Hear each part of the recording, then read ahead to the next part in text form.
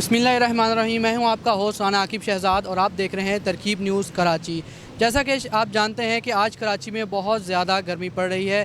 इसी पर महकमा मौसमियात की जानिब से पेशन गोई की गई है और शहर कायद की आवाम को बताया गया है कि जुमेरात तक सख्त गर्मी और लो पड़ने का खदशा है। इस पर हम देखते हैं और जानते हैं, लोगों से बात करते हैं, उनके व्यूज़ लेने की कोशिश करते हैं कि इस पर लोगों का कहना क्या है और वो महकमा मौसमियात की जानिब से जो अमली तदाबीर बताई गई हैं उस पर कितना अमल कर रहे हैं। आइए हम आवाम से बात करते हैं। गर्मी तो माशाल्लाह ये तीसरा चौथी दिन है, गर्मी ज़्यादा है। अल्लाह पाक की अपनी कुदरत है, किसी लोगों को तकलीफ भी होती है इस वजह से, और काम तो हमारा लेट होता है, इसीलिए लोगों को गर्मी लगती है और शरबत पीते हैं। जी गर्मी तो बहुत है। महकमे मौसमियात ने भी बताया कि भाई ये जुमेरात तक गर्मी है।